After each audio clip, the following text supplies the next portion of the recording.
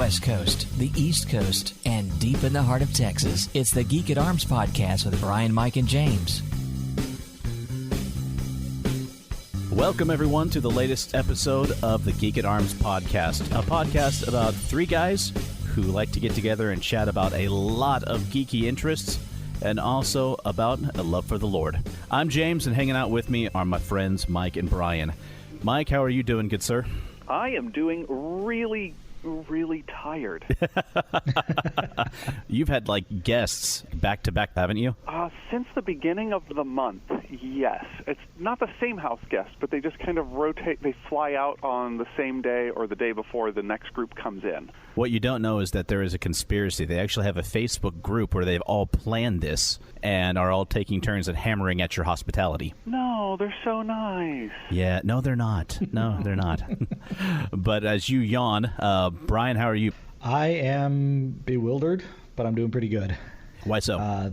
The company that makes the software that I use at work has recently rolled the visual effects software into their editing software, and I write about Fusion quite a lot. And they've gone from having a community of a few thousand to having 2.5 million people suddenly exposed to the software. And so I am just answering questions like crazy. I'm getting way more interaction in the last month than I had in the last year.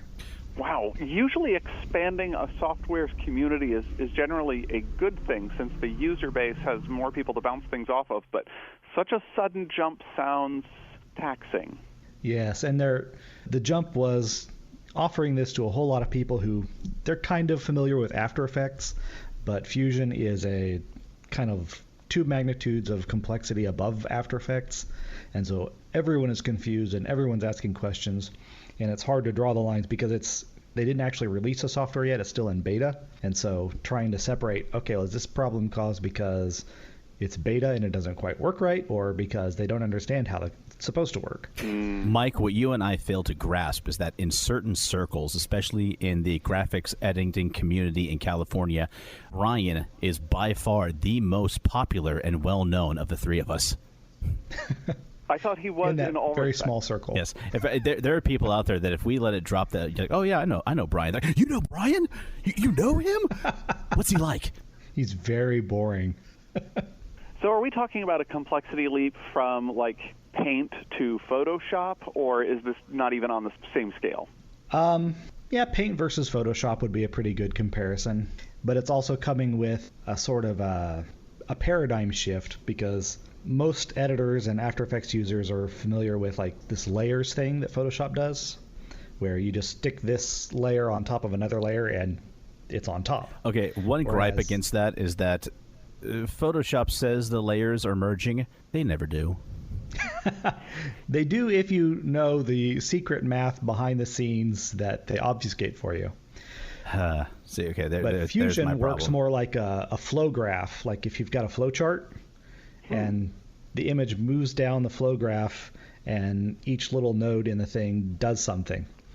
And it's a completely different way of thinking, and it's really, really confusing to people who are seeing this kind of graph for the first time. But I'm writing a book, and now I've suddenly got 2 million more potential readers of that book, so I'm very happy. So this could not just be a book that you'd get some recognition, and this might be something big for you. I went from a potential $30,000, $40,000 of income for the book to potentially $200,000 of income, so yeah. So you'll be coming out to visit a lot more often is what you're saying. I hope so. Me too. Or he could go back to the Geek Budgeting episode and say, oh, yeah, I could pad my retirement. It's like, I could retire yesterday. One can hope. So is it safe to say that that's been one of the major things you've been geeking out to recently? Oh, yes. Well, what else? You can be first for us today, then. Okay. So we decided the mic was going to go first, but I'll go first anyway. Okay. So in our defense, though, this is really cool what you're talking about. Yeah, so I'm writing the book, and as part of that, one of the difficulties in writing a book about software and about film particularly is it's difficult to get high quality images to work with because, of course, everything is copyrighted. You can't just say, oh, hey, I worked on this show. I'll take some stuff from Teen Wolf to demonstrate because I've already got the flows. But I also recently discovered the Blender Foundation, and Blender is an open source 3D software. And in contrast to most open source software, it's actually good. Blender is probably at least as powerful as Lightwave or Maya. It's not as easy to use, and there's no support, but it's very powerful. But the people that did Blender have several open movies where they shot this movie. It's a short film called Tears of Steel, and you can just download all of the footage, high quality green screen plates, all of their digital assets for like a cyborg arm and a robot. And it's all licensed under Creative Commons attribution. So I don't have to like make my book open source. All I have to do is say, hey, this was by the Blender Foundation, and I get to use it for free. And so that is really good. It's a huge godsend for getting this book put together without having to go through a publisher to get clearances and so forth. I'm sorry to say, thank God for people who are believers in Creative Commons. Yes. Yeah. It is a wonderful, terrific thing. And other things I'm geeking out about, I can finally say publicly that I am working on Legion, television show for FX. Very cool. No kidding. For those who aren't familiar with that one, Legion is Professor Xavier's son, and he's got this dissociative identity disorder, and each of his different personalities has different segments of his powers. One personality is a powerful telekinetic, another personality is a tremendously powerful psychic. David himself, the character's actual name is David Haller, I think. He can warp reality, but he's completely and utterly bonkers. I mean, he's insane. And the show, you never quite know what's in his head and what's actually happening. And even the stuff that's actually happening is still somewhat skewed. It's a really, really interesting show to work on. We're doing a lot of the CG creature effects. I think they're airing episode 3 next week. It's a really, really cool show. How psychedelic is it? I will admit I've known about it, but I have not seen an episode yet. I've only seen one episode, but that one involved the big fight between the Shadow King and Legion was a dance-off. While a dance-off? No, the fight was a dance-off. Okay. Oh, good. That was the battle. I'm in. That sounds great. So what's it like, actually watching your own work in the flow of the show? What's that like? It's a hard question to answer. Sometimes, it depends on what I'm watching, but sometimes something will go by and I won't notice it. And it'll be like a few seconds later, I'm like, wait, that was my shot. And I have to go back and watch it again so I can see how did that turn out in the cut. I'll admit I don't actually watch a lot of my own work. I thought, when I came out here, I thought, man, I'm going to own every DVD. I'm going to watch all my stuff. That's going to be so cool. And it's like, after 30, 40 episodes of NCIS, I just don't want to watch any more NCIS. Some of it, like Fringe. I loved Fringe. I watched all my stuff from Fringe. I didn't do a whole lot on Fringe, but I enjoyed the show a lot. I imagine I'll eventually get around to watching all of Legion. I didn't watch the 3rd season of From Dusk Till Dawn. I don't really like gore and horror very much, but I did a lot of shots for that show, but I just never watched it. Sounds like my wife has seen more of your work than you have. It's a possibility. Has there ever been a time that you have, when intentionally looking for one of your shots or going back to it, that you have ever A, thought, wow, I did a really great job on that, or B, that was horrible?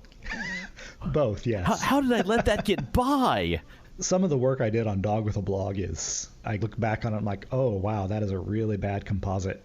And other ones, like, they did a thing, again, for Dog with a Blog, where the dog was in this, like, disco, and they had all of these flashing colored lights, and I managed to get the lights onto the CG dog's face, and it looked like he was actually there. I'm like, wow, I did a great job. I've never I think I sat down and I watched one episode of Dog with a Blog all the way through, and that was pretty much enough. But I did go through and I pulled a lot of my my shots out of there in case I wanted them for my reel. I don't think they'll ever see my reel, maybe one, because I've got Legion now, so why would I put Dog with a Blog on there? Well, maybe you get hired for something more children-based. Could be. I really, the last thing that I need for my portfolio is a dragon. I've got robots, I've got spaceships, I've got ninjas. I need a dragon. no hope of getting some of that sweet, sweet Game of Thrones action? Well, no, Game of Thrones is over. I did work on a few shots of Game of Thrones, and one of them actually was in a scene with the dragon, but the dragon did not appear in our shot. Of course. Sad. I'm kind of writing down the things that you want to work on all in one shot, kind of as a next mixer for a board game. I think Smash Up is the... Do they have a Dragons expansion? Well, they have dinosaurs. That's close enough. Yeah. Just give one of the T-Rex's wings. No one will notice. They have a Game of Thrones expansion. Well, not expansion. They have a Game of Thrones variant. You know, in addition, I was going to bring this up on my Geek Out, but you might get your chance because sometime in the next year, Amazon is going to start work on the new Lord of the Rings TV show. Mm-hmm. And it's slated for November of 2019. So if it's based on the Silmarillion, you might have your chance. Or maybe not a dragon. How do you feel about Balrogs? Is that an okay substitute? Balrog would be awesome. We bid on one Amazon show and didn't get it.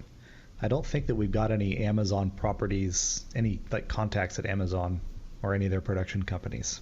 We've done a little bit for Netflix, but not Amazon. Cool. That'll let you enjoy it a little bit more when it comes on. Maybe I'll watch it instead of skipping it like I seem to do with all my other work.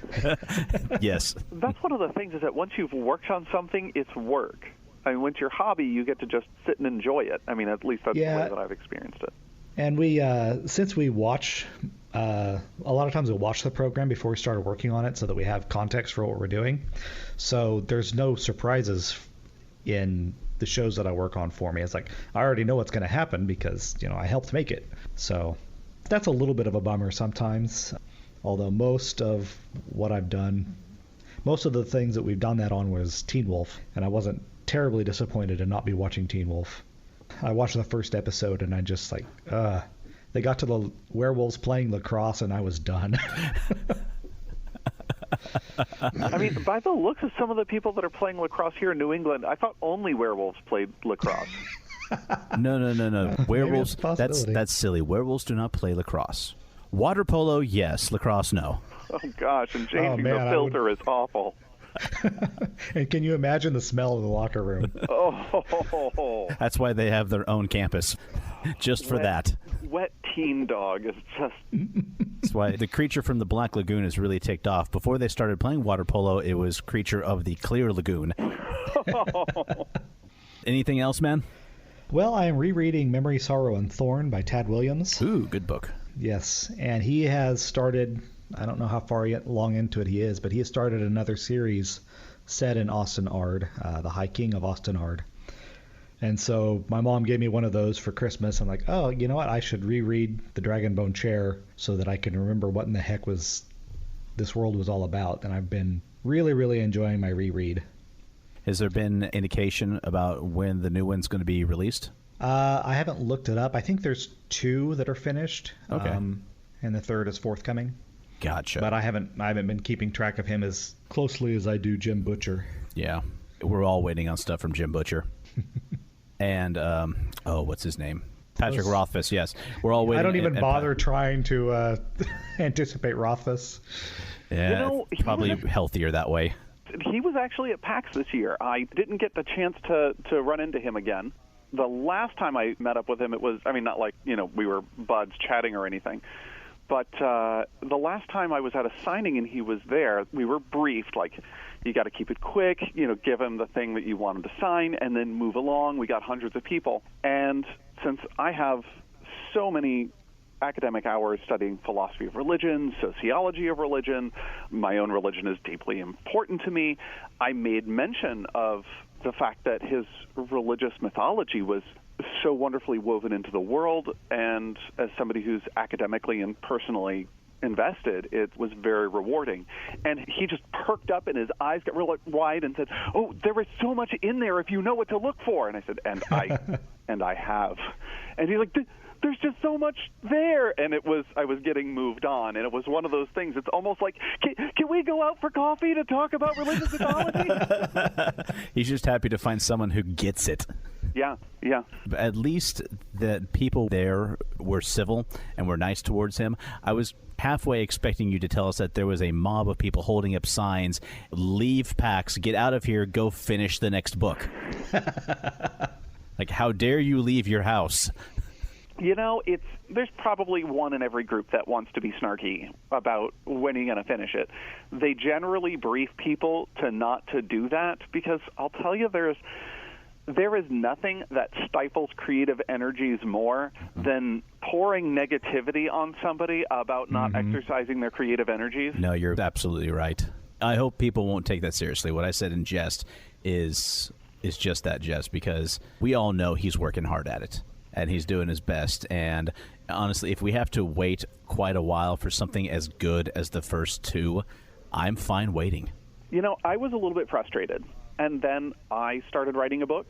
And then I gave it to the publisher, who gave it to the editor, back to the publisher. And it's been about 3 years since they've asked me for another rewrite of anything. So there's that. Yeah. I've always been a firm believer, or a person who more prefers quality over quantity. You know, I'd rather have 3 books of outstanding quality than 9 books of meh. Of this should be fanfic? Yes. You know what? Sure. Do you know what? If you want something that's half-heartedly written, I'm sure there is plenty of fanfic out there for you. It's called fanfiction.net. Wait, there's a website for that?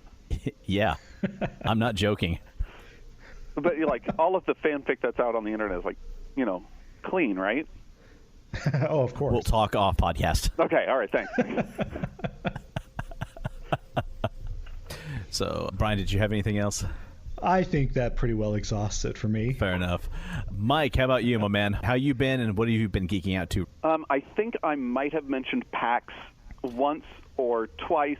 So I was being courteous. Forget all that. Give us the PAX report. Yeah, I was going to say I mentioned it once or twice a day to anybody who appeared to be living in my vicinity. Funny enough, I actually ran into somebody on the train, and she had asked me the question, "Are you going to PAX?" But it was because I looked down and saw what she was reading, and I saw that she had a photocopy of a page from a D&D manual. And I'm like, well, it's not often you see one of those. And she's like, oh, I'm building a character, and I'm trying to choose weapons and equipment. Can you help? Next thing you know, he was drawn into a 14-hour conversation as she listed off every character she has ever done and why it's influencing her new character. Oh, no, this is her first campaign. Oh. And it was one of those things like the doors opened for my stop, and if it wasn't for the fact that my family was expecting me, I probably would have deliberately missed the stop so she can tell me about what she and her husband were doing for their characters in their campaign and how do I equip this and what do I do, because newbie players are fun and it's a wonderful time of exploration and entering into this wonderful world of gaming. But, so presumably she went to PAX along with her family. I, for the first time, took one of my family members with me. Oh, yeah, your daughter. Your oldest daughter, right? Yes, indeed. It is her 13th birthday coming up, so we decided that 13 is a good age for this to be a birthday present. And I could go on all day. I won't, but one of the things that I thought was fascinating was I went one day without her, and then I went the next day with her. And the public and the vendors treated me like a very different entity when I was the dad. And there was, I think one good example of this was we were standing in line and my daughter was playing a game. And after she was done, the guy kind of turned and looked for the next person in line. And I said, oh, would you mind if I gave it a shot?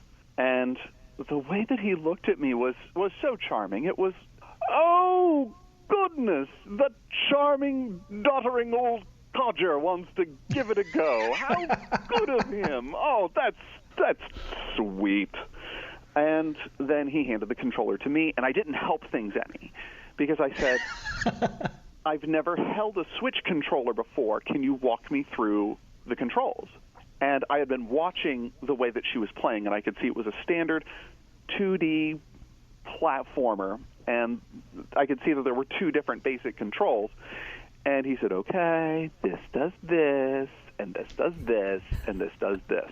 I'm like, okay, got it. And he said, and there was a sign up in front of the screen that said, if you can pass through the first 4 levels in 6 minutes, you win a sheet of stickers.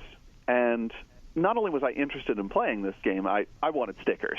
I don't care what's on the stickers. You told me there's a challenge. I want the stickers. And so he just kind of turns, and then 2 minutes later, after I'm halfway through level 3, he looks and he's like, you actually have pretty good flow. Yeah, you've actually got pretty good timing. And as I'm like first time playing the game, but I'm barely touching the platforms. I know the physics. I've seen it done. And so I'm just flying through. And I said it was the first time I held a Switch controller. It's not the first time I held a controller. He had you shoehorned in when he saw you. He thinks, oh, here's nice New York Times reading, baseball watching, pipe smoking, 1 hour commute to work, lovingly but begrudgingly taking his daughter to PAX, so she can see the stuff she likes, Dad. And he was kind, but he was wrong. And so after I was done, I said, sweetheart, pick out a sheet of stickers. Nice. One very good experience that I have to say, and props to this gentleman, whomever you are. My daughter was sitting outside the restroom after I had gone in to use the facilities, and we've been walking around all day. We were tired, but still, there's more of the show to see. And she reaches up her hand for me to take her and pick her up, and so I start to pull her up, and she's like, I changed my mind. I'm sitting here. So it's a smooth cement floor, so I start dragging her on, saying, there's more to see at PAX. Come on, Jenna. As her butt is just sliding, as she has this impassive look on her face as I'm dragging her off. But somebody stopped and looked at her, and he said, wait, is this consensual, or is this guy taking you away? Was he staff, or was No. he just a patron? He was a patron. And then she's like, oh, no, it's my dad. It's no big deal. And I stopped him, and I said, but thank you. Yeah, seriously. Really, if somebody is going to be doing something to a child, it's awesome that you're making sure that the young person is on board with what's happening. So thank you, stranger, whoever you are, for looking out for my kiddo. Well, that's become a big problem with conventions across the U.S. Sexual harassment, especially the cosplayers, and people with fewer morals than the rest of us, they go to these conventions and they think that societal rules just don't apply. Yeah. There is some truth to the fact that there are some societal conventions don't apply, but it doesn't mean that the wheels came off the bus. Yeah. I think, I'm at a geek convention where there's all these things that I personally love. I can do what I want. Yeah. Do you know what? I'm sure that a lot of the games are hands-on. Not so with the participants. Yeah. Good that this guy was looking out, making sure that the situation was on the up and up. And Mike found out how close he was to being dogpiled. At least he asked rather than just suddenly being the hero. Yeah. Nobody clocked me, so, good. Although I am a little disappointed in your daughter. The proper response would have been, no, I don't know this man. Please help. Oh, I'm so glad she did. I was kind of concerned at one point, like, come on, there's so much stimulus. Is she going to be able to do a full day at PAX? And then the question at one point became, am I going to be able to do 2 whole days at PAX? She doesn't sit down. She just keeps moving. We forget the energy that we once had at the age of 13. Yeah, and especially when she was having such a phenomenal time, and that was what was important. So is this going to become a regular event for the two of you? I don't know. There's finances involved. Of course. And when the other one turns 13, it's the question, can this be sustainable? And I don't know what the answer to that is. And can we keep their interests together in the same things? And if it means that I go down to one day and they both come with me, it was her day. So I missed out on that second day of all of the things that I had an interest in that she didn't have a stomach for, such as there's a new wave of development integrating apps and tablets and computer hardware in with our traditional board games. so that there was one game that was actually integrated. The pieces were stacked upon a central base, but that base was plugged into a tablet, and it was giving you the next instructions, the next piece, the next move. So it was a dynamic game, but without a tablet, that's just not possible. Others are simply timers that are integrated with tablets, but sometimes there are certain things that you have to do within certain points of the background music. I think that Meeple Circus is a wonderful example of that. And Meeple Circus is a fantastic idea for a game because it's something that we all do. How many times have you just been playing with your meeples? Not in a long time. Well, I have to check my records. And so what this game does is you draft different cards that gives you different configurations of stacking your meeples and point values based on them. And they have background music along with it, which is your timer, such as, the do do do do do do do do do do do do, and so. And there are certain times where you have to accomplish this by the third applause and so forth. And it's interesting because it's more than just a timer, and so it has some integration with your apps. It wouldn't have been possible 10 years ago. That's a trend I would not have seen so much if I was only going with my family. Gotcha. So anything else noteworthy? Well, just a quick check-in on where I am in the Italian tradition. I finished up Giganti's second book, and I think this is something that we can kind of connect to even if you have no interest in fencing. This book was thought to be lost, that there weren't any copies of it anywhere in existence until it suddenly turned up in somebody's collection. And then they said, we got to translate this, we got to get these plates out, we got to get this book in distribution because this is a piece of history. And generally these books that are considered classic sources and these historical manuals had a wide distribution. And they had a wide distribution because they were good. And then there's this book that wasn't distributed all that much altogether. And I think it's just kind of because it was unremarkable. Okay. So I think it's fantastic that we have the source, that we found it, that we have it translated, but it wasn't teaching me anything particularly new that we didn't find already in other works such as Capoferro or in Fabrice and so forth. So okay, so you're making it sound like it's derivative. It was accused of plagiarism in some of its later translations and transcriptions. Okay. I wouldn't say it's derivative. I mean, any one of the Italian sources is derivative of another. I mean, they are relying on their own tradition and their own thought history to get where they are. But there are some turning points and there are some points of emphasis that are significant in one book over another.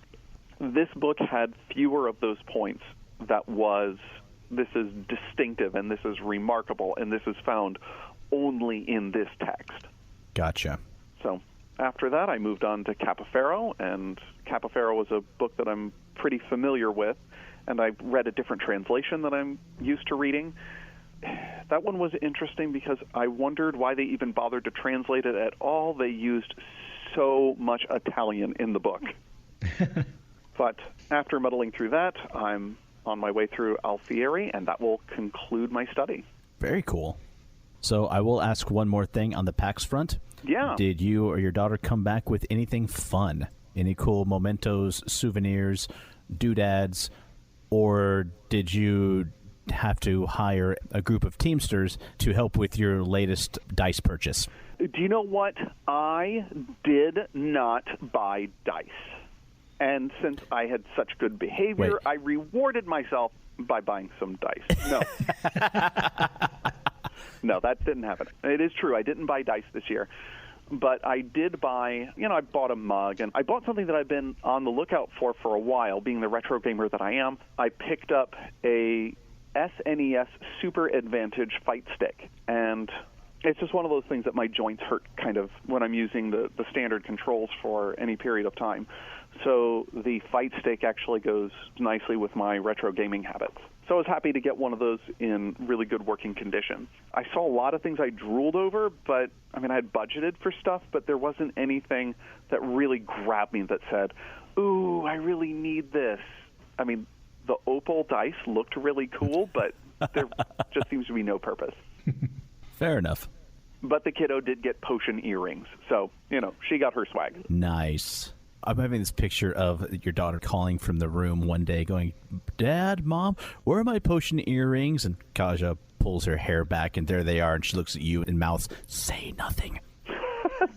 That might be a thing. If you could have seen the look on my wife's face when she saw them. The funny thing is, the kiddo hadn't even had her ears pierced yet, and she bought them. Okay, then. No, I mean, it was a wise move because those earrings were right there, right then. She wouldn't have to pay shipping. She adores them, and for good reason. They're really cool. Is ear piercing something she plans on doing one day? She had her ears pierced in the intervening period. Gotcha. It was one of those things that we decided that, there are so few rites of passage in our culture that we may as well invent some. So when you're 13, you get your ears pierced, so you have that to look forward to. Is it arbitrary? Yes. But it's our bit of arbitrary, and the kids like it, so there you have it. Our bit of arbitrary. That's kind of mellifluous. I guess that brings it around to me for Geek Out. And because we are an audio medium, you are not seeing the list I am unfolding before me of my recent Geek Out. I do, but it's because I'm no respecter of your privacy. And it's like those scenes in a cartoon or a movie where the guy brings out the scroll to read, lets go of the bottom, and it hits the floor and keeps rolling, and the list gets longer and longer and longer. It's been a fun month. So I've talked a lot about some of the various video games I've played, most recently Destiny 2. But a new one has come onto my radar, and that is the game called PlayerUnknown Battlegrounds. And this was originally a PC game, which for several months was the #1 selling game on the Steam store. And it's a really simple premise. You and 99 other players are dropped onto an island by a plane. You're all dropped down in wherever you parachute down, that's where you are. You start out with just the clothes on your back. You've got to run around and find equipment, weapons, medical equipment. And it is a battle royale last man standing game. And for as simplistic as it sounds, it's a lot of fun and can be very, very tense at times. The first few times I played it, I finally got to the ground, and I ran to the closest building. I looked around inside. Okay, nothing in here. I ran to another building. I found a helmet, and I found a silencer for a gun, and I found a bat, and that was it. Okay, move on. I'm a little worried now. There could be more people coming. Who knows what's in the next building? I'm going to go to another area. And I found another house. I finally found a gun. It was a pistol, and I found other stuff. I found a backpack so I could store more things.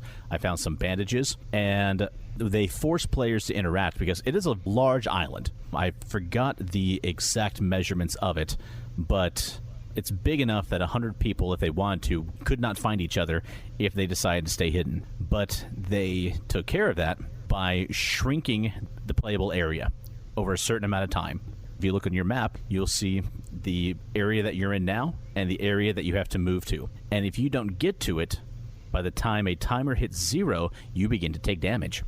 So that ratchets up the tension and prompts you to move. Well, every single game is different, is random. You never know where they're going to start zeroing in on the island to the playable area. You don't know what is going to be in each house or building or industrial complex, wherever.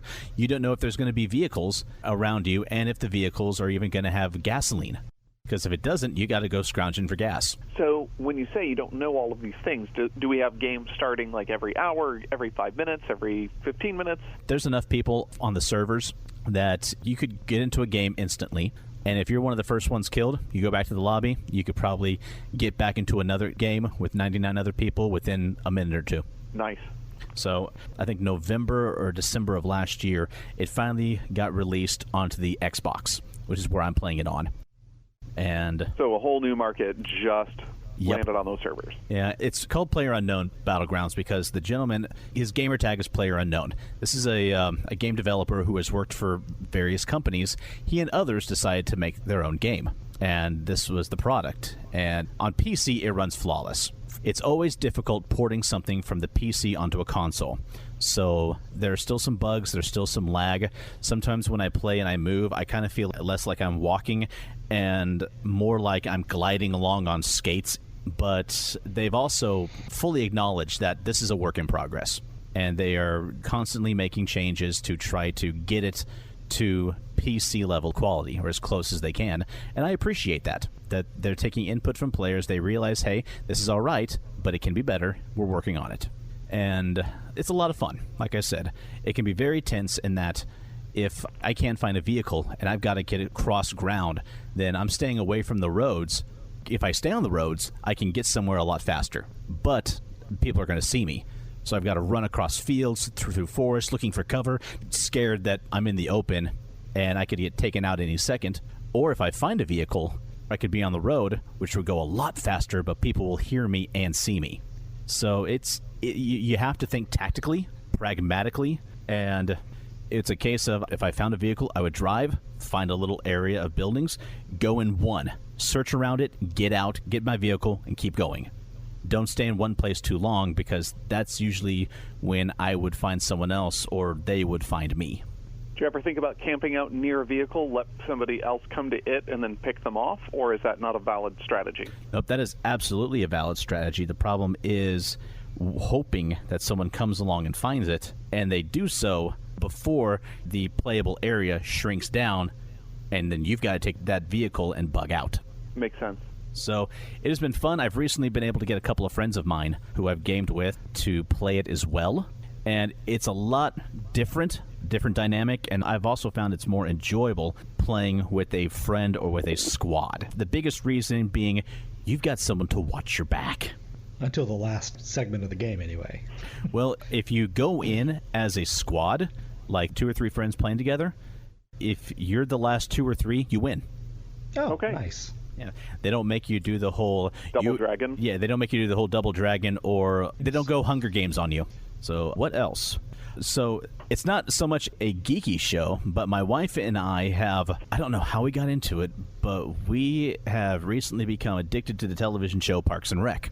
Oh, that's always a lovely show. And I don't know how, because it went off the air like back in, I don't know, was it 2015? And we're just now getting to it. Yeah, my wife got to it a little bit after it had been off the air a year or two. It was more her thing than mine, but I always thought it was perfectly enjoyable. It's in that same vein of documentary-style awkward humor as how The Office was. I was never a big fan of The Office, and I didn't think I would be this either, but I think the enjoyability of the characters drew me in.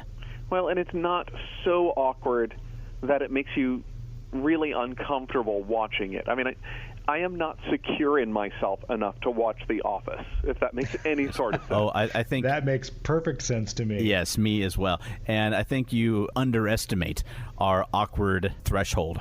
I will fully admit there's a time or two we have to kind of fast forward through certain areas of an episode. It's also led me to believe that everyone should have a Leslie Knope in their lives. Well, I also think that show is remarkable because it had good enough writing that really carried the show in so many respects, that it, at least the episodes that I had been exposed to, that something that has some very cleverly written dialogue is going to be far more enjoyable than a standard amusing situation in which you're letting the physical presence of the show play its course. Yep, I completely agree.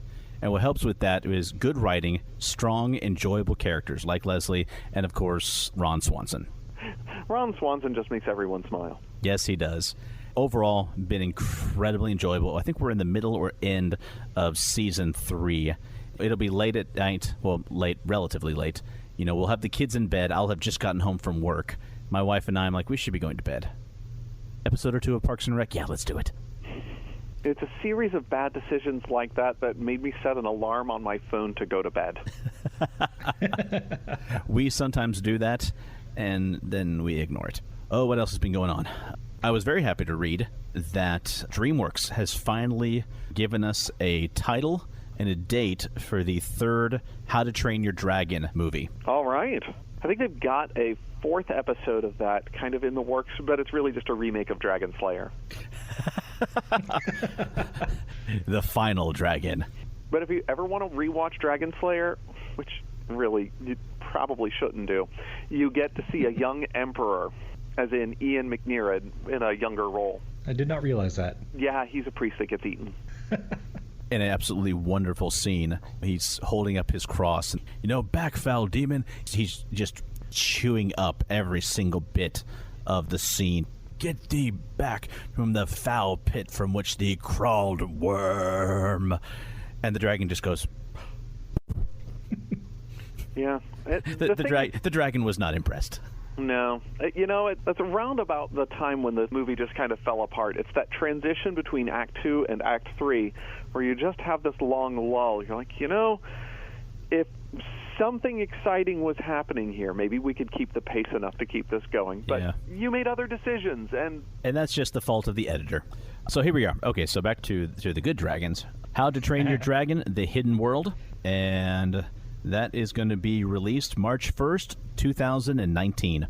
And at first I thought, well, that's forever. Then the other part of my brain thought, James, it's 2018. And the third part of it said, shut up. The 90s were not 25 years ago. We're living in the future now. And then where's my flying car and my hoverboard? That's all I'm going to say to that. So I'm looking forward to it because my daughter, the How to Train Your Dragon movies and TV show have always been some of her favorites, and mine as well. They've been something we've been able to enjoy together. And now I'll be able to take her to the third one in the theater.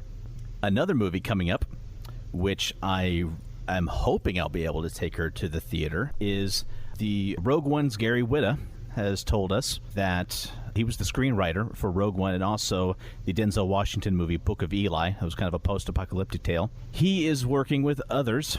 He's working with Jonathan Patel, I think that's how you say the last name, to do a reboot for the big screen of The Last Starfighter. No way. Yeah.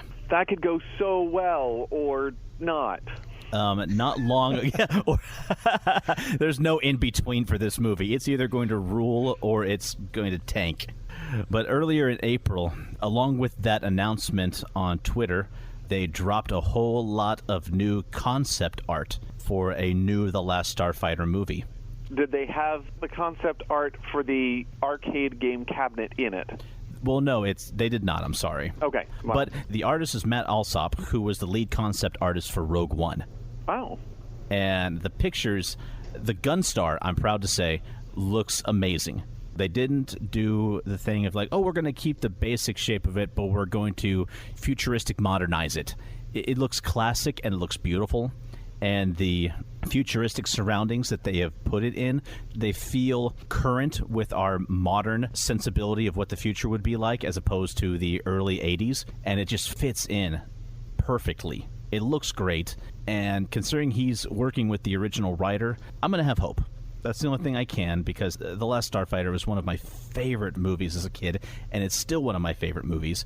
And as great as the original was, I want this to be something I can take my daughter and maybe, depending on when it comes out, my sons, and we can enjoy it together. Yeah, it's one of those things that I have not revisited the film, The Last Starfighter.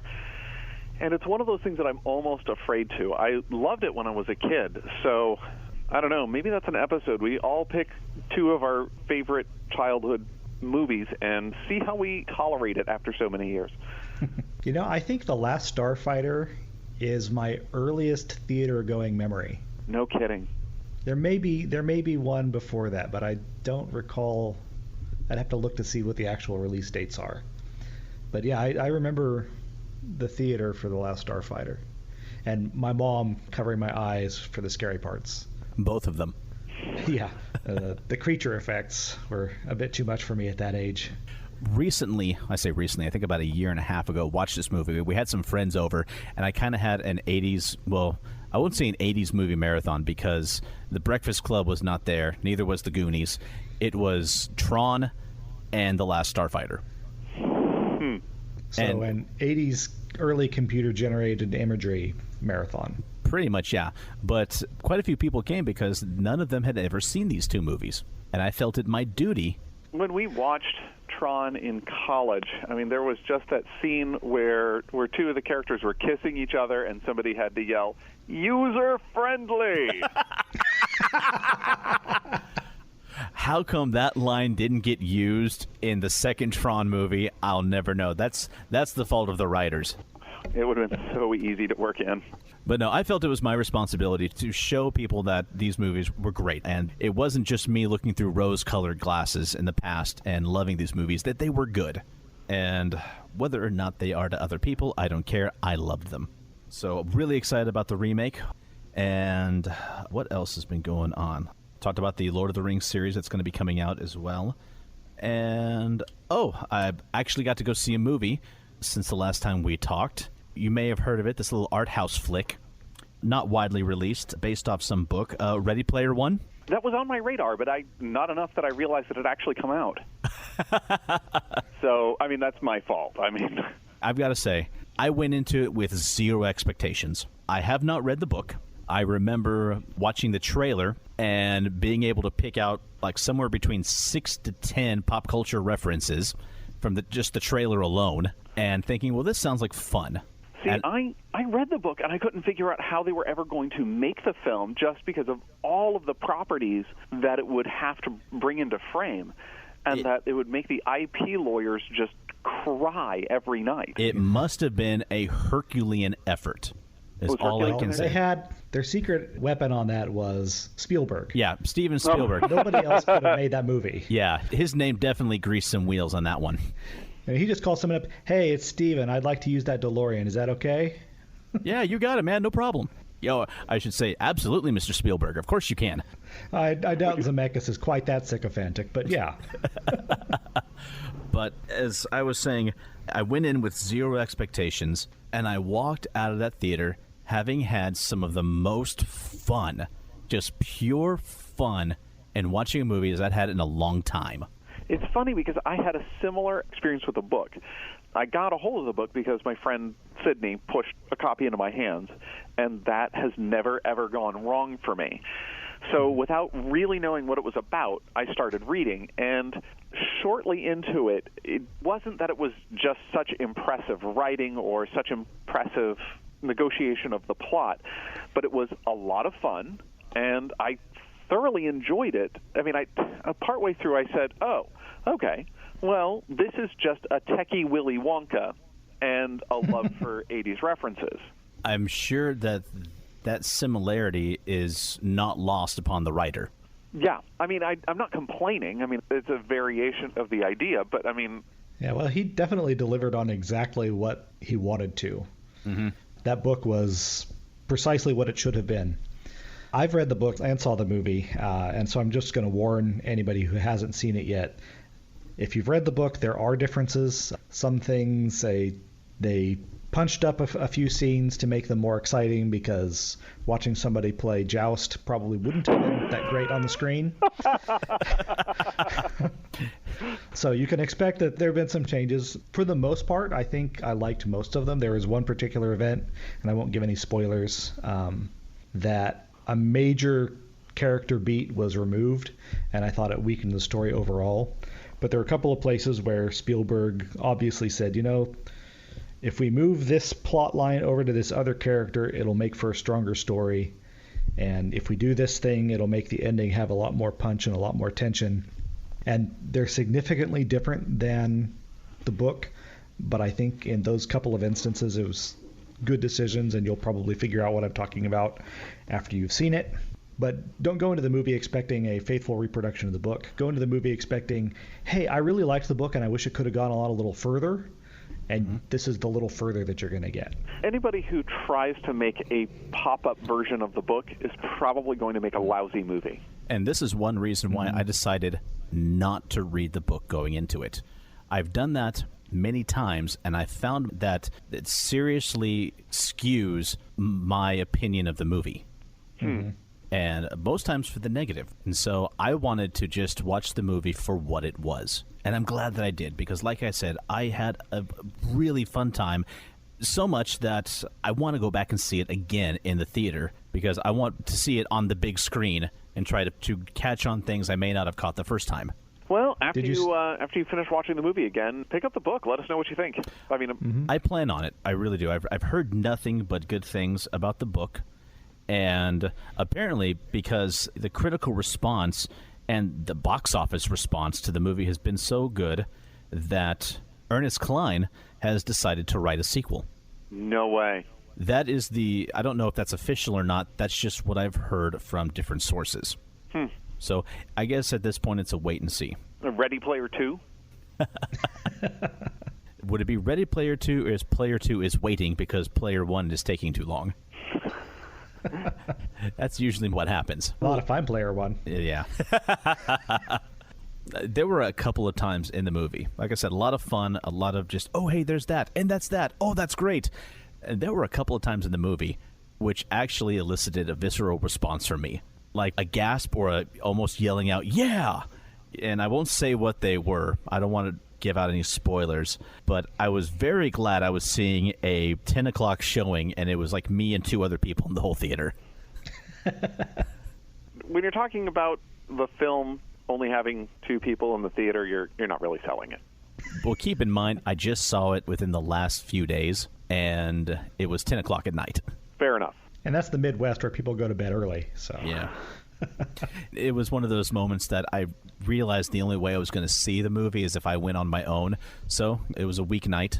Got the kiddies to bed. Wife was in bed. I'm going to pay for it in the morning, but I'm going to go see it. Did you see it in 3D? I did not. I'm not a big fan of 3D. Me neither. I've heard that this is one that is actually worthwhile seeing in 3D. The showing that I went to had it only in 2D, but I did think about seeing the 3D version. Let me expand on that, why I'm not a fan. I have nothing against the technology. The couple of ones I've seen in 3D have been cool. I have a problem in that I'll put the glasses on, I'll watch the movie in 3D, I take the glasses off and realize I've got a bad migraine. Oh, yeah.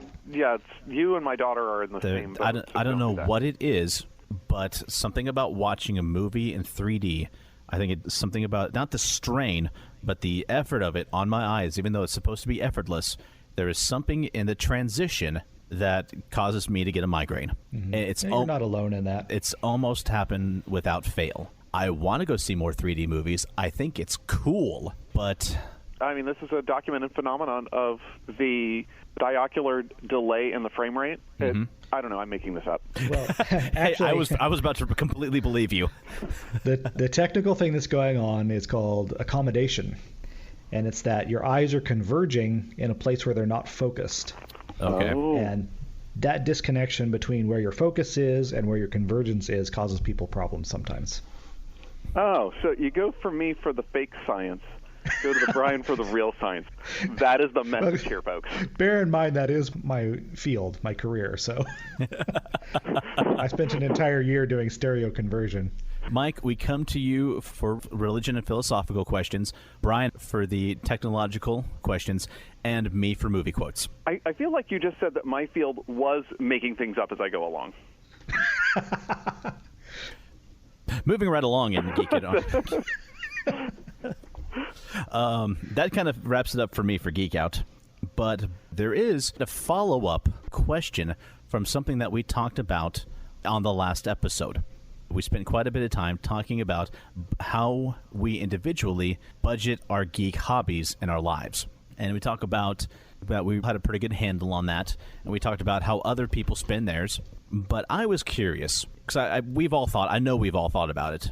If we had the money to do so, like free and clear, what is one geeky item that you would own regardless of price? You mean like a contemporary console? You hear the PlayStation 4. I'm still paying off the PlayStation 2.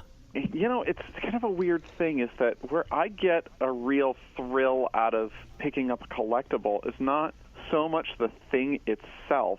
It's hunting for the right deal that will excite me. I mean, like the fact that I could pick up this thing that is usually like $60, but I found just the right auction that was going on New Year's Eve, and I snagged it for $5.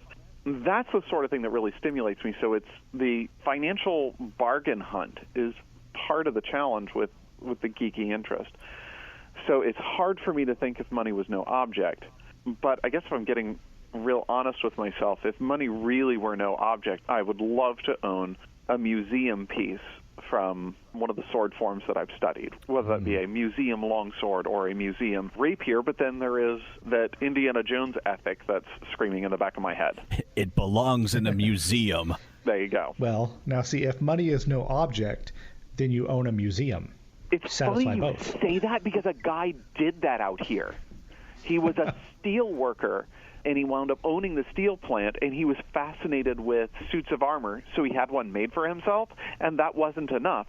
So he made a museum for arms and armor, and it became the Higgins Armory Museum. I mean, it eventually ate through its foundation, so it donated to the Worcester Art Museum. But the Higgins collection was really exactly that.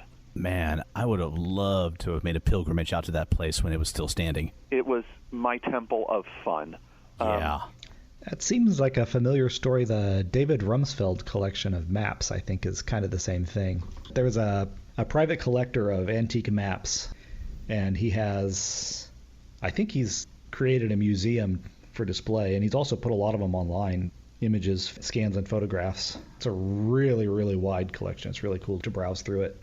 For me, I think I mentioned in an earlier episode that I was really coveting one of those tables customized for gaming. Yes. Pull out drawers and cup holders and the speed cloth underneath so you can pick up your cards easily. They're beautiful. I've touched them, but no place to put one. I might be changing my answer. Yeah, so if I had $2,000 that I could afford to spend on my hobbies, I would buy one of those things. Yeah. Also, there was the famous comic book store Meltdown Comics nearby, recently closed after 25 years, unfortunately. Right after I moved to within walking distance of it. And I very nearly bought a life-size Fallout Power Armor standee that they had there. Oh, yes. I would classify that under house goods.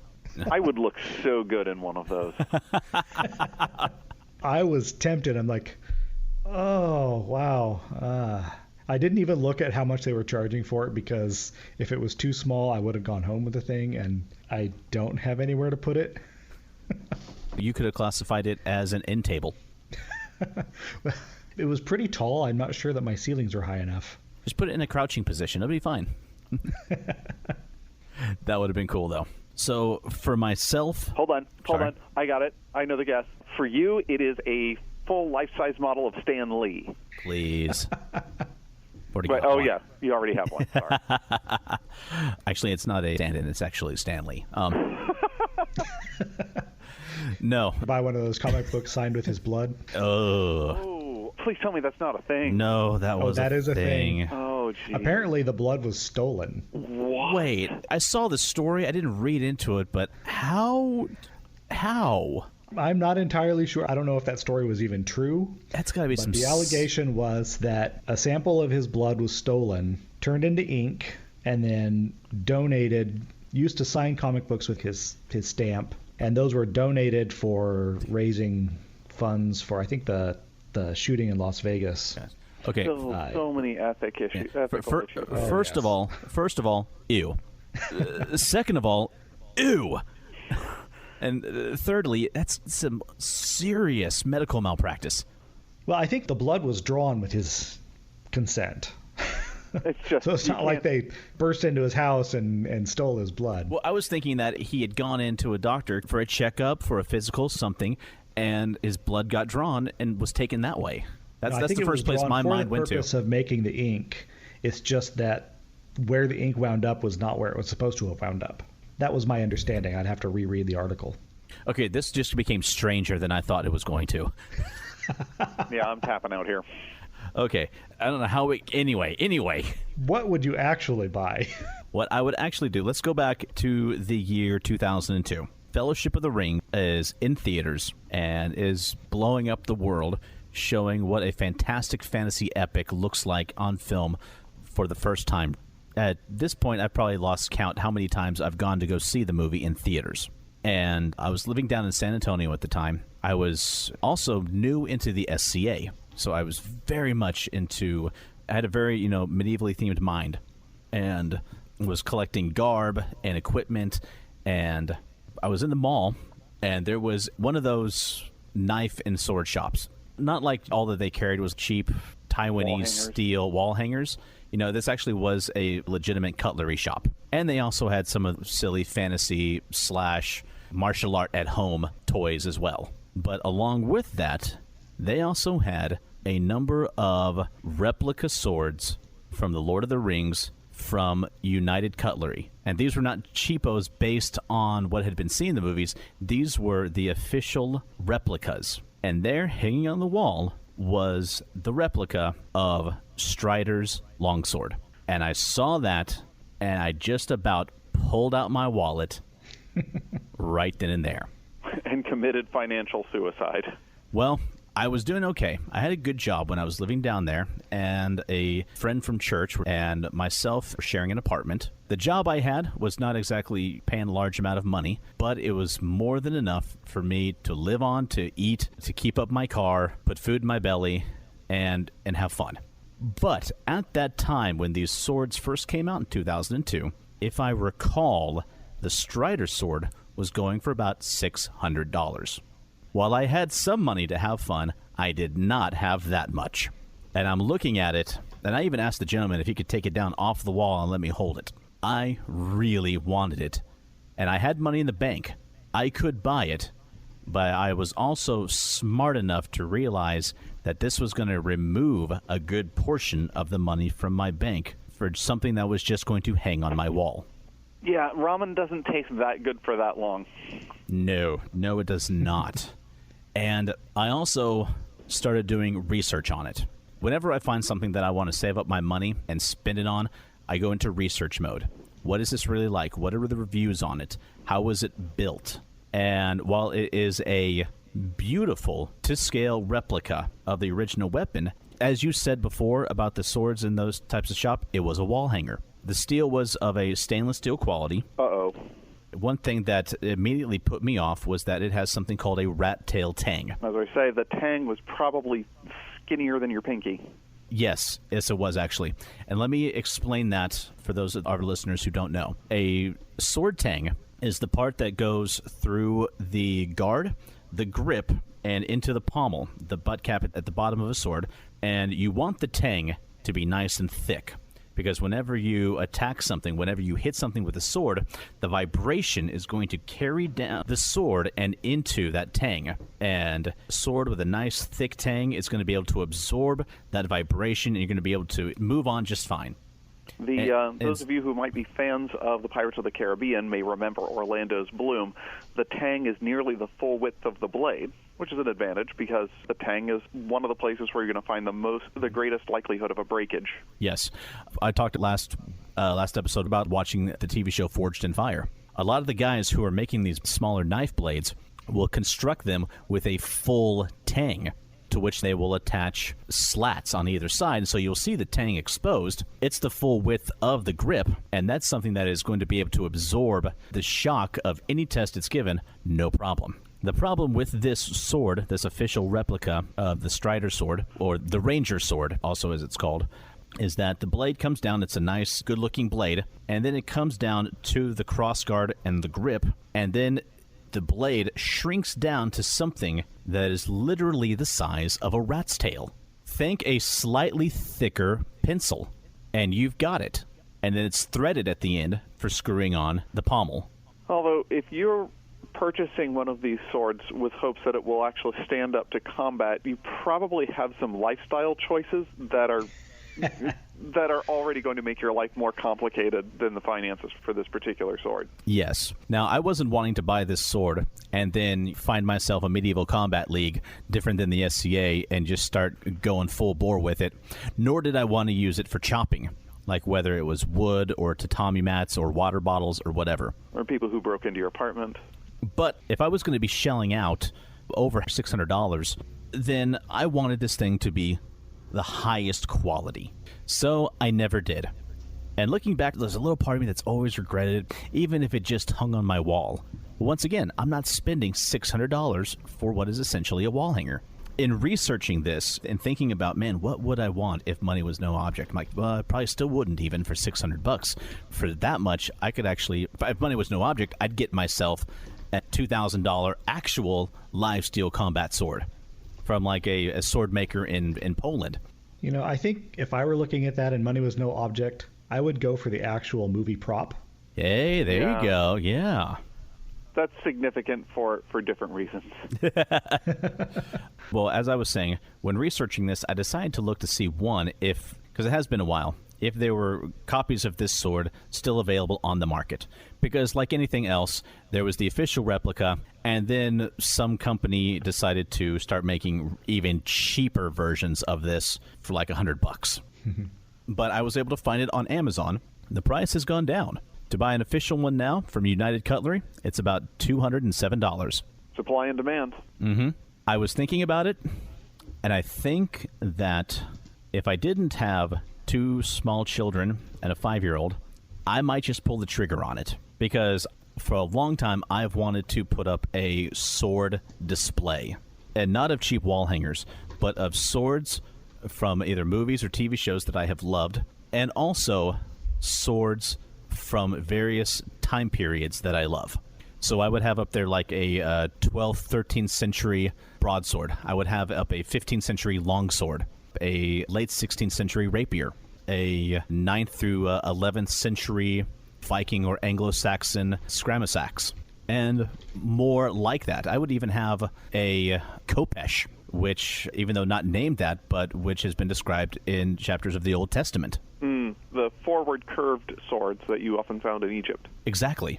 I've done research about what weapons Israel would have used that are described in the Old Testament when they had to mobilize as an army. You know, it's interesting that you bring that up, because for those of us who have had an exposure to art depicting the 15th century and exposed to art that was done in the 17th century, the idea of, say, the Garden of Eden, where there's an angel standing in front with a flaming sword, the mental image for that would be very different for somebody in the Bronze Age than it would be for somebody who's been exposed to artistic representations of the 15th century. Yes. So it's just kind of an interesting bit of conceptual things that we bring into our readings of the scriptures.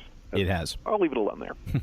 But in that, instead of looking at the art of what people think it might have looked like, I've actually looked into if there were any artifacts or if there are any pieces from the time period that still exist. Whether it's in a museum, whether it's in a collection, they're probably sitting somewhere on a shelf and haven't seen the light of day in decades. But I'm hoping they're out there, and I'm hoping that one day I will have the space and the finances to put a collection like that up on the wall.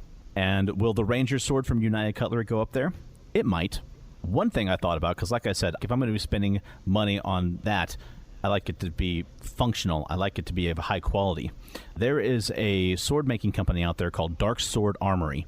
Not Darkwood Armory, which you and I, Mike, are very familiar with. Good people. But Dark Sword Armory, and they make live steel, quote-unquote, combat-ready replicas of historic and fantasy swords. And they decided to do a line of swords based on the weapons from The Lord of the Rings. And they have the Ranger sword, and they sell it for between $535 to $660.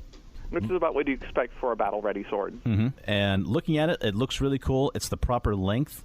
The reason I decided that this would not be one I added to my collection is that the weight on it is over 5 pounds. Ooh, that's high. Even for a quote-unquote hand-and-a-half sword, 5 pounds is really heavy. Yeah, historical tidbit that a lot of people may not realize is exactly how light these swords were. I mean, they were built as wonderful pieces of engineering that could be sturdy, flexible, resilient, and also still as light as possible. Yeah, if you can't move it, if you can't effectively wield it quickly and efficiently, then it's not doing any good in your hands. If you're swinging it, and after just a few minutes your arms have grown so tired you feel like you can barely lift it, that's signing your death warrant on a battlefield. So, maybe one day I will be able to put pictures on the Geek at Arms website of my sword wall, and it will probably have to be in a locked room until I can trust my sons and my daughter not to go in there and recreate their favorite battles from TV. Just send a picture of the room to Bryan. He'll do the visual effects, and you've got your sword wall. Bada bing, bada bang. And like that, a light shines from the heavens, and a solution has been found. One of the topics that's something that I think about quite a lot is the defense of the gaming hobbies and geeky culture in general against well-meaning but uninformed people in the church. I'm sure most of those who self-identify as geeks have probably had experiences where they've met somebody in church who says, oh, well, you know, that's not godly. You should be thinking on things above. Set your mind on things above, I think is the phrase.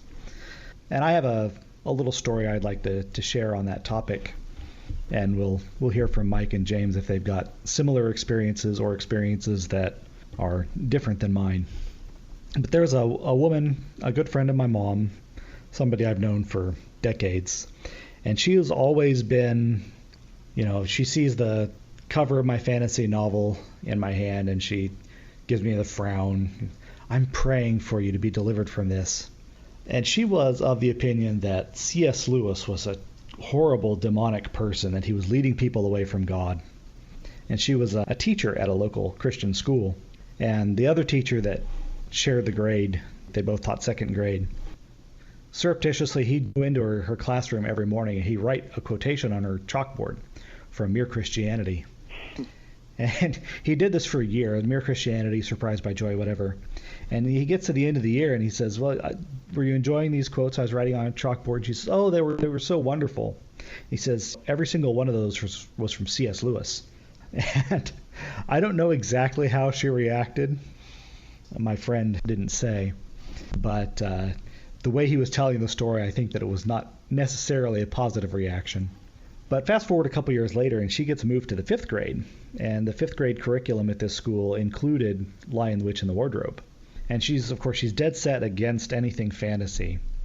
And she wants to make sure that the kids, understand everything and the problems with C.S. Lewis. And so she decides she's not going to just assign the book. She's going to read the book to them. And so she does this, and she reads the book to them. And by the end of the book, she is converted. And I go into her classroom a couple months later, and now the school mascot at the school is a lion. They were the Kings. And I go in, and so it's not unusual to see, lions in the classrooms, but she's got dozens of the things. Stuffed lions, lion posters, lion figurines, whatever. And I'm looking around like, wow, there's a lot of school spirit in here. A lot of pride, you might say. A lot of pride. Right. I'm sorry. If I didn't, then Mike was going to. And knowing that she's had this change of heart about C.S. Lewis, I ask her, how many of these lions are Aslan? And she looks embarrassed and she says, all of them. And I can't say that she would really approve of me, playing Dungeons and Dragons at this point, but it made a difference in her to actually read the material and see what was good about the Chronicles of Narnia, to kind of start to change her mind of her way of thinking about what fantasy is good for. I still, I take the dust jacket off of my fantasy novel when I take it to church. Although now with the Kindle, it's wonderful. You don't even have to do that because who can tell what you're reading? Yeah. But, I've had several encounters with people who were disapproving of fantasy or disapproving of the role-playing. And that particular person, that particular story is personally important to me because it tells me just because someone is closed-minded, someone is convinced that fantasy is evil, that role-playing is of the devil, it doesn't mean they can't be persuaded. So what about you guys? Have you had any similar experiences or experiences that go the other direction? I will admit I kind of came to geekiness later in my life. When I was a kid, I watched cartoon, like any other kid, and I loved Star Wars and Star Trek as well. But I just didn't start getting into like the novels and even RPGs and board games until I was in college. Actually, not long after I met you, Bryan. You're welcome. Yes, and belated thank you. You were the one who first, I can remember it still. We were at church, we were talking books, and you put the first Wheel of Time novel by Robert Jordan in my hands and said, give this a read. And you brought it back to me, and the cover had fallen off, and you felt so bad you bought me a new copy. I felt that was only right, But you didn't know that those Torah books, the covers fell off all the time. No, I didn't. But even still, it was in my possession. The cover came off, and so I'm going to give him a brand new one. That's the right thing to do. You're a solid guy. I try to be. You are. Thank you. I felt so bad, though, because it's like those Torah books were so badly bound. They really were. And I discovered that later after I had all the paperbacks in a box, and I went to take them out, and the covers came off, and the rest of the book stayed in the box. Oh. To someone like you, Mike, that's just like nails on a chalkboard, isn't it? on some level, yes. And then on another level, I also used to work in a library where I did book repair, and I had an entire class come into me and say, it's the third time I've opened this book, and the cover just fell apart. What can you do? And I kind of had a backroom thing going where I was turning over a class's worth of books, doing book repair for these people. Nice. Black market book repair. Black market book repair. Man, this cover keeps coming with my book. I know a guy. I wound up buying my own kit so I could. Nice. Is that the one that you used to repair my Star Wars book? You're welcome. And so, like I said, I came to it late, and my geek began to flourish, so to speak. And the SCA really helped with that as well. And it's just not something that I've found that I ever really brought up with people at church. As a rule, geeky podcast notwithstanding, I'm more of a private person, and I'm much more interested in hearing about other people than I am talking about myself, especially face-to-face.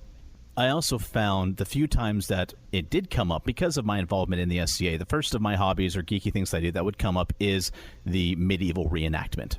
I got rather frustrated by the look I would see in someone's eyes as, oh, I do medieval recreation and medieval combat. And this weird look would appear in their eyes. They kind of glaze over and be like, oh. And I would get this feeling that I just got categorized in their head. And I just had a label put on me. And that's going to skew, or that's going to color their perception of me from here on out. And I'd rather not have that. So I tend to be kind of private with it. If it comes up, it comes up. I'm not ever going to say that I'm ashamed of it, because I am not. I'm doing a podcast for it, for goodness sake.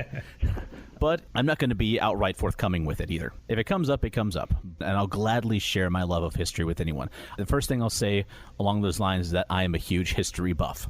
But not just medieval history. If you want to talk 18th century America, if you want to talk 5th century BC Israel, absolutely. I want to cover all these subjects with you. Can we do a podcast on just that? I'm down with it. Okay. I don't know how many listens we're going to get, but it'd be fun. Or that could just constitute me calling you and us chatting. Fair enough. So another reason for that is that I will admit I'm also aware of how those who like things of a fantasy nature, fantasy, sci-fi, and beyond, are viewed. And I think that goes back to in the early to mid-'80s when there was almost a persecution of the subject. I wouldn't say almost. I would say it was absolutely a persecution. I would know. I was a part of it. Fair enough. I mean, there were popular televangelists who were speaking out against Dungeons and Dragons and anything fantasy genre. And because there was a young man who committed suicide, and his mother said that he did it because of D&D. Televangelists went on speaking out against it. There was, remember the Chick publications, the Courtesy Chick publications, the little booklets? Yeah, Dark Dungeons. Yes. Yeah. There was one just based on that. And I will admit, growing up, I would hear about these things, and that was my first exposure to that, thinking all these things are horrible. They're purely satanic, because that was all I knew about it. I stayed away from that aisle of the bookstore. Yeah. I would say that made me cautious about reading the Lord of the Rings trilogy. I had read The Hobbit when I was a kid, before I'd heard about these things, but that kept me from going any further. Because I always thought, as I was younger, that The Hobbit was just a kid's book, but the rest of it, no, that's more adult. I need to stay away from that. And I will say, I didn't end up reading the Lord of the Rings trilogy until, I think, the year 2001. I saw a trailer. Actually, I think I was with you, Bryan, and we watched a trailer for the movie on your computer, and I thought, well, movie's coming out, I guess I'd better read the books. And I remember that vividly because the look that you gave me when you heard I hadn't read the books yet, if I could classify disbelief... If you had grown a second head, I probably wouldn't have been as surprised. Yes, that was the look you gave me. And... And it was quite I had found you to be a rather stoic individual, and to see that expression on, I wish phone cameras were a thing now. Okay, so here's the thing, is that when I met you, James, you were rolling the dice pretty freely at that point.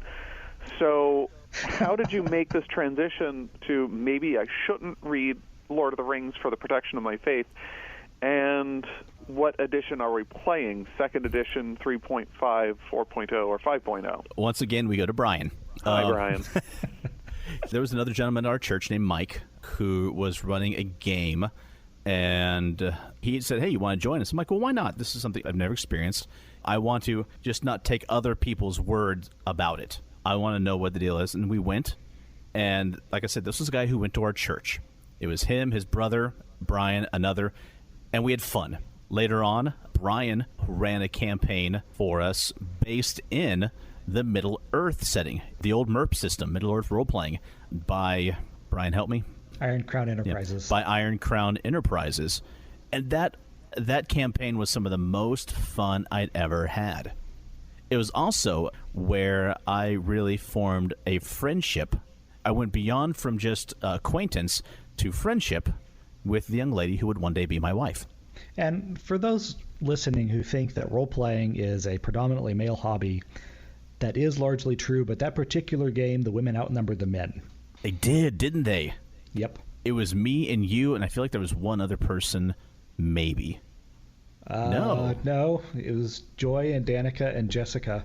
Yeah, you're right. And Jamie. Yeah. Oh, gosh, I forgot about Jamie. But we had a blast.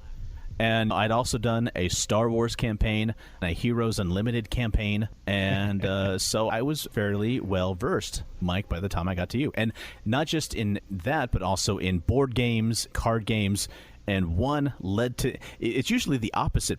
Simple card games lead to board games. Those lead to more advanced and genre-fied board games. Board games lead to RPGs. For me, it was kind of the opposite. Now.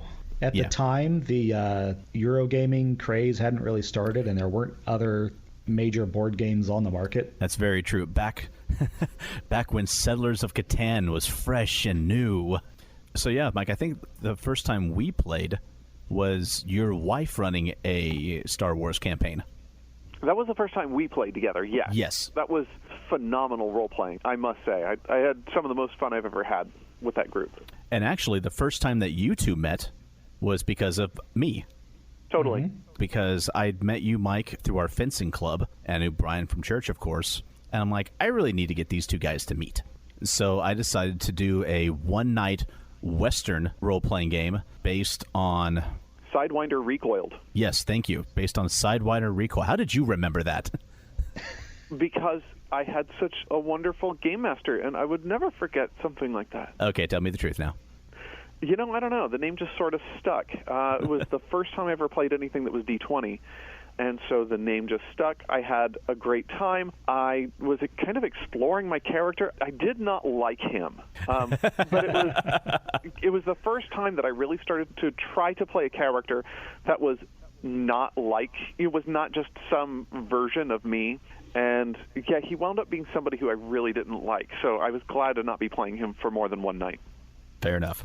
I don't even remember what character I played in that game. You know, when we moved into our new home, as we were unpacking boxes, some boxes had been packed for a long time and had been in storage, but I was unpacking one box. I found a bunch of game material, and I found my GM notes for that game session. Wonderful. It's like, wow, this is awesome. You throw these in the trash now. Do what? I had a similar experience this week. Matter of fact, just within arm's reach, I just reached out and grabbed it. I have that Heroes Unlimited game material. Nice. Okay, I actually remember my character's name from that session. The only reason I do is because when we were in the middle of the campaign, it was me, you, and Josh. And it was one of the number of times that I worked at Walmart. And I was at work, and I heard the front service desk page for that name to come to the front. And I'm walking along, and I hear my character's name over the intercom, and I'm thinking it's one of the two of you playing a prank on me. So I went to the front, I'm looking around, and it dawned on me, there's actually someone in this store who has that name. You know what's funny? You didn't write the name on this character sheet. I've got all your stats, but no name. That was the hero with no name. Very Clint Eastwood. Yeah. Yeah, a very important harmonica. It's one of your skills. Very important harmonica. I've lost very that one. Important harmonica. It is very important that you wrote down harmonica as one of your skills. Oh. That does sound like something I would do.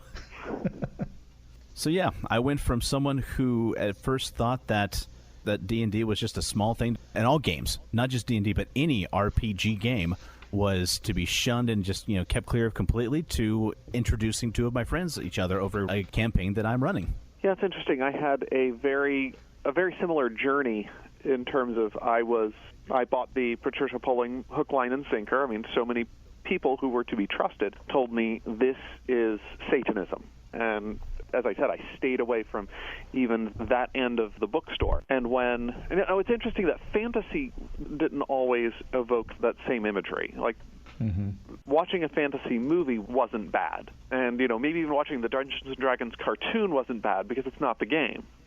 I mean, there is no logic to this, but, that's the way it was. And it really wasn't until I was in seminary that I started to stop and think about this in any sort of detail. I mean, the logic was it's addictive, it's satanic, it's wrong, and it will begin your tailspin into hell.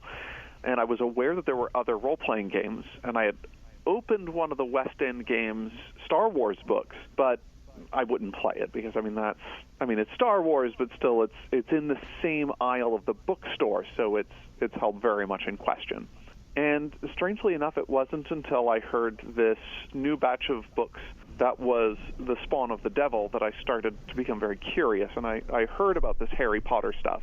And, I started to kind of re-examine my childhood at this point. Like, I was told a lot of things, but now that I'm actually starting to sit down and examine my faith system and examine the scriptures, and I was beginning to see some dissonance between some of the things that seem to be true through tradition and experience and logic and scripture that didn't seem to be able to substantiate some of these other claims that I was hearing about fantasy books, and particularly this new and up and rising Harry Potter. So I decided to take a look at it and said, that just doesn't seem to be so.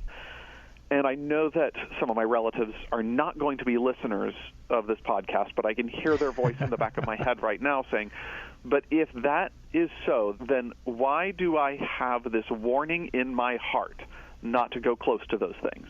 And I will stop my story right here and say that if you're a listener of this podcast, it's probably not likely to be so, but if you do feel that there is a conviction on your heart not to approach these genres or these games, then listen to it. Then don't. I mean, perhaps there is something else in your relationship with God that is different with my relationship with God. You have different sensibilities and different areas of temptation as a person that I don't have, and vice versa. I probably have to stay away from some things that you do not. So listen to what your convictions are, and I won't. But remember that those are your convictions, not everybody else's. Yes. And while we may worship the same God is the same today, yesterday, and tomorrow, we are not all alike, and we all are different individuals, and there are just some things that may be different. So, while I was seeing a lot of similarities between these accusations about Harry Potter and some role-playing games, I started to say, okay, let's look into this. What are the claims? And let's evaluate them individually. And so these games will make you commit suicide. Well, I looked for a CDC study, and there's more than one CDC study, and there's no link between playing these games and suicidality. And in some instances, there are negative correlations, as in certain groups are less likely to commit suicide when they are plugged into regular social groups with these constructs for interaction and so forth. And I'm not going to remember all of them right off the top of my head, but there was a wonderful article by Michael Stackpole about addressing the dangers of role-playing games and the sort. And it was fascinating reading. And it was shortly after that I started my game as a player in a Star Wars D6 role-playing game by West End Games, which I still absolutely love. I still have not and don't intend to play Dungeons & Dragons. I don't want to say that I think that there is something demonic and evil and wrong with it. I'm not going to do that. But there are two dynamics. One, it's just not quite my flavor of fantasy. Part of that is stylistic. Another thing is that I'm clergy, and the most single identifiable thing about geekery is, well, that sounds like Dungeons & Dragons, and therefore evil. at least I can say, no, I've never played Dungeons & Dragons. And at that point, people tend to say, oh, okay, well, then any other point is moot. Yeah. If that makes sense. Yeah, because there is still that stigma to it. Just a couple of years, I was helping some friends of ours from church move. Not so much move, but they're getting ready to move to another state. So I and some others were helping them pack up their apartment. And one of these friends' parents was there helping them pack as well. And I was busy doing something, and I heard one of the parents begin to say something about Dungeons & Dragons. It had a very negative connotation to it. Something about, well, what kind of people play these games? Or heathen. Yeah, or I bet you that's the type of person who plays Dungeons & Dragons. Or it was clearly negative, and the inference was that a person who plays those types of games is a sinner. Yeah. How did you engage that person? I did not. Good. Because I was not there to get into a verbal and philosophical debate with a friend's parent over a hobby. Yeah, good on you. I was there to help them move. Good on you. Yeah, this is the thing about these sort of topics, is that suppose I were to lay out the rational defense path for defending your geeky hobby. Even if you win the argument, you still lose. Yeah. Because if you have beaten back every one of their points, you will not have earned yourself a friend. When you're talking about ecclesial constructs, you're talking about interactions of members of the faith in your church, winning the argument will only end in dividing you further. And at that point, if there isn't anything constructive in trying to engage them, then, you're not going to change their mind. Just don't. If they come to you, then great. Yeah, you can't win even by winning. I was going to save my second story for another time, but that's too good a segue to ignore. I was in a conversation online back before online was a thing, in the electronic bulletin board era. FidoNet? It wasn't on FidoNet, but I was on FidoNet at that same time. So Wonderful. It was a local bulletin board. Yes. Did a lot of it. So I was in this conversation with someone who was not a Christian. He was, in fact, a Wiccan. And I don't remember exactly what brought things up. It was a semi-public forum. And I got onto, I have to defend my faith. And he's saying this and that is wrong with the Bible, and this is what is horrible about Christians. And a lot of that was based on this hostility that he had felt from Christians because of his role-playing hobby. And given that he was actually a player in one of my games that I was running on that bulletin board service, it felt like, hey, you're actually gaming with a Christian who doesn't feel that way and isn't treating you that way. But it, of course, erupted, and it went well outside the bounds of that particular conversation into a general defense of the faith. And he finally ended the conversation with, Christians talk about love, but I have never yet seen any. And it's just like, you know what? I won this argument, but I did not win this argument. Yeah. That hurt. I mean, it still hurts when I think about it now. And I didn't treat him poorly, but I also didn't show him any love, and I really should have. Yeah.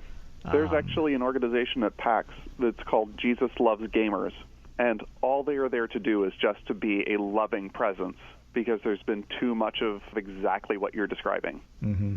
And a kind of casual friend of mine that I know strictly online, Steve Weiss, wrote a book called God Loves the Freaks that addresses that same topic, but also including like the punk subgenre and goths.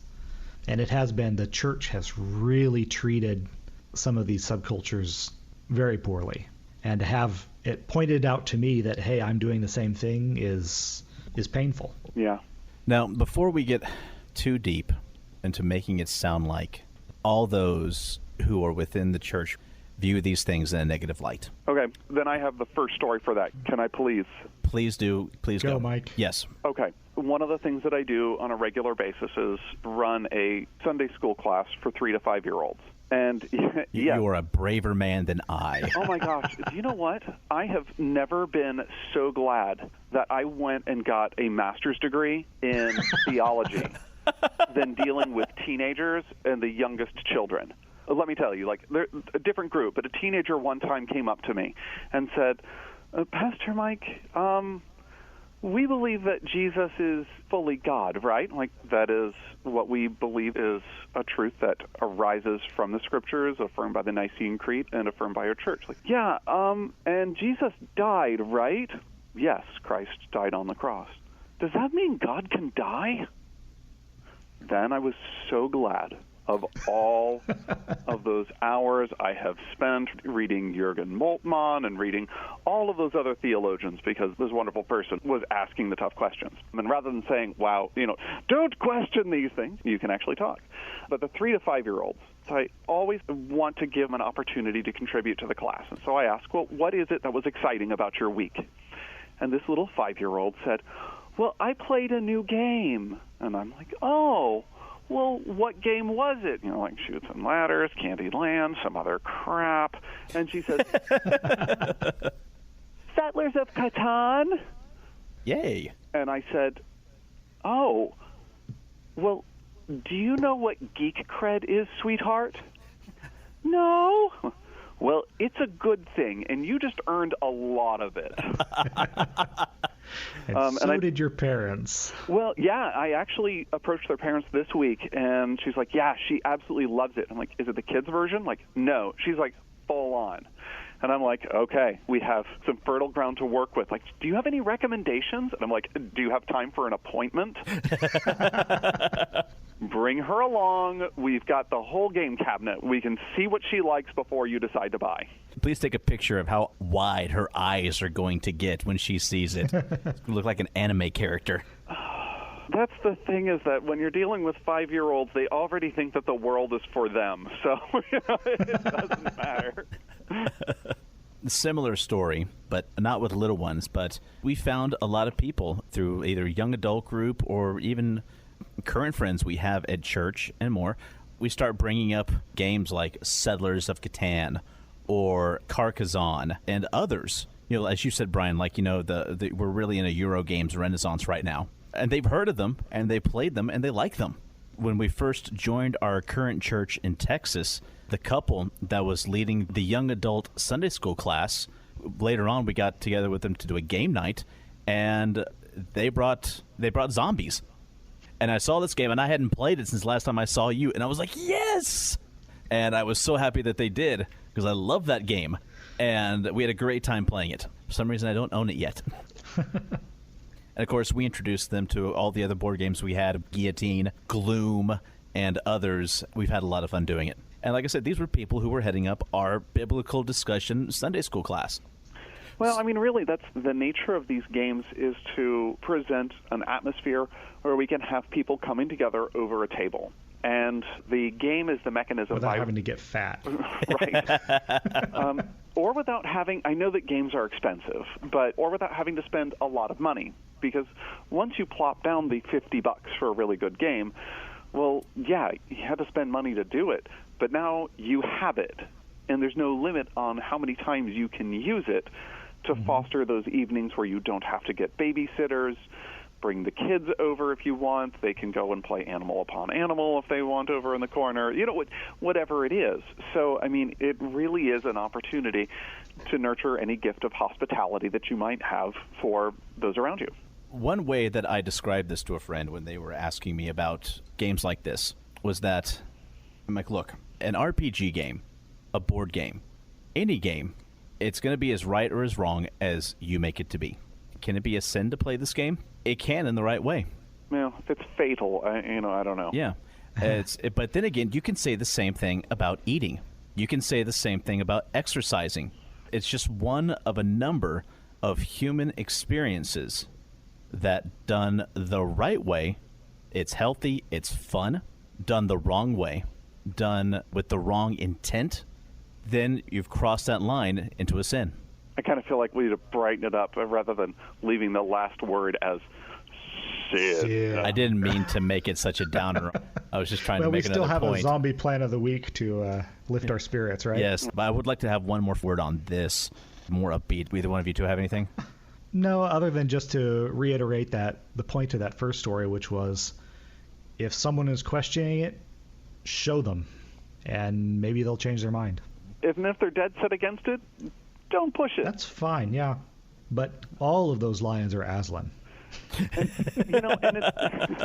it's one of those things that if there is anybody who's dead set against it, they're more than likely to warm up to it if they see that you are leading a Christ-like life. Yes. So beating and badgering are not going to do anything other than somebody being beaten and badgered. But if they see something in you that's worth emulating, then you may at least see them starting to ask the questions about the interest in an open sort of way. And that's the most you can ask for. Yeah. Mm-hmm. So I think that unless anyone else had anything they wanted to comment on that, I think we're going to head right into the zombie apocalypse plan of the week. Mike, how are we going to stave off the undead hordes this time? This time, we're really going to focus on perimeter defense. I like that. Yeah, we've got a new batch of very potent pheromones because what we want to do is distract these zombies from the thing that drives them.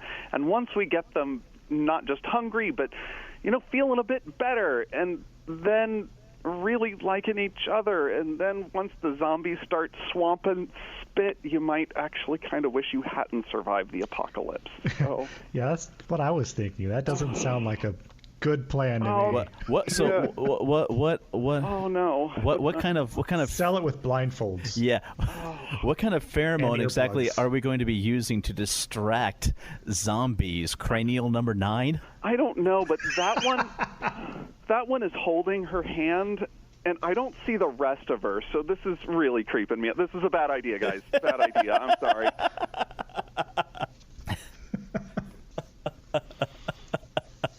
No, I'm picturing it now. Once again, medieval history buff here. Instead of a moat with water, you just have an undead moat. Guaranteed to keep door-to-door salesmen off your porch. I actually have a really sad medieval story to go along with that, so I might just leave it for another time. Fair enough. Well, guys, I think that is going to wrap it up for us this episode. I want to thank you all for listening in. Make sure you check us out on Facebook and our website, geekyarms.com. So from all of us, from James, Mike, and Bryan, we want to say be safe, be blessed, and be geeky.